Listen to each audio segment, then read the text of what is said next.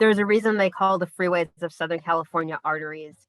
Ideas of passage, fear of blocks, a circulation system without which life cannot occur, a necessity for heartbeat. My relationship with them is bifurcated. They get me where I want to go, but I hate them. I hate them for their straightforward motion, the determination, the absolute ability to catch and hold another's gaze. Strangers, all. I cannot drive them at night. At 17 years old, I already suffer from blurred and uncorrected vision. I pick my way through the world as some would rock hop across a pond during a hike. My care outstrips my age. Somehow I have grown old. Something in me is accelerated, hurried. There is an end game, but I don't do games. I can't even get Monopoly. So Tom slides behind the wheel of my 1984 Toyota Corolla, the hatchback type with the louvers in the rear window. His hair is long and encased in a ponytail, eyes soft with the knowledge of Jesus, mind corrupted courtesy of me. He fits the key to the ignition and laughs when the Ballad of Peter Pumpkinhead comes on full blast. In excess, he says, incorrectly. It is 1992, and we're about to experience something we won't soon forget. Tom is one of my two best friends. He's the one everyone likes. He's easygoing and accepting, folksy and friendly. He's the kind who gets detention every other day, but they love him there. He's like the king, Tracy says. She's the best friend no one likes. Or maybe I should say queen. Everything about Tracy is big. It will not be a surprise when she jettisons multiple college offerings to attend school in San Angelo, Texas.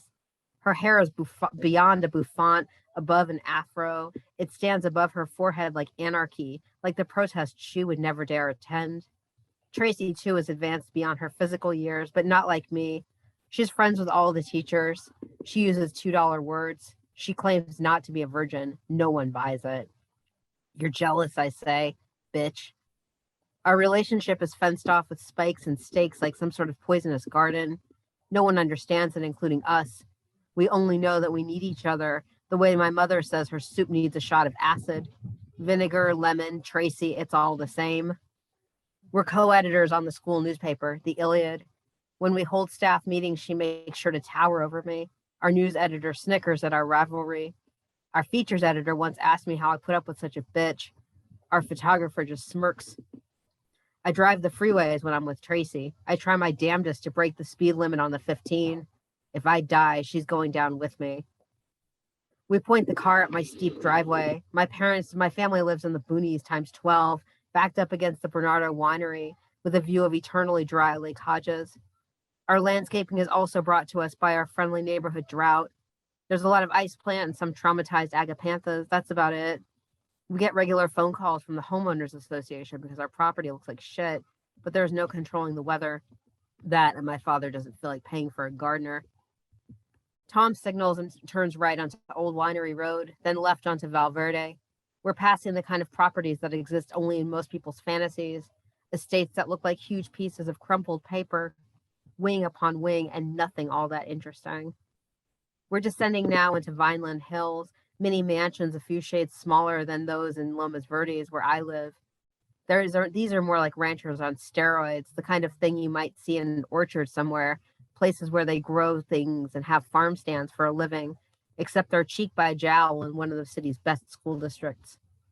Rock hopping, that impossible jaunt that usually gets me nowhere, one leg at a time, simultaneously aware and terrified of what may await. Tom walks differently. His is neither swagger nor sidle, not a single side of the spectrum, simply as he is. His steps are not calculated. They come from his heart and his breath. After school, I pull my car up to the Iliad room, D4. I don't know if there's a speed limit on campus, the newspaper advisor once said, but whatever it is, you're breaking it. Paste up occurs on Wednesdays, my favorite day of the week. It's just me in the room, the X-Acto knives and matte classics. I wield line tape like a friendly weapon. First the feature center spread, then news, sports, opinion, finally the arts section. I want to write for a living. I worry that I never will. Espola Road leads us to Interstate 15, the freeways of Southern California, so entangled in the landscape as to almost reach a quality of myth. People place their lives in these concrete and metal hands on daily commutes, road trips, jaunts to the beach where they lie in the sand and bitch about nothing. We're headed to La Jolla Cove. I'm sure we could get there without getting on the freeway itself, but Tom's not quite convinced the city streets are the way to go. If you want to get there anytime soon, he said, you're going to have to deal with it. He's not being cruel, just matter of fact. I finger my seatbelt, adjust my sunglasses, turn the radio up slightly. Radio song, he says, REM. Yep, he's getting better with acronyms. Tom and I met freshman year. We didn't like each other at first.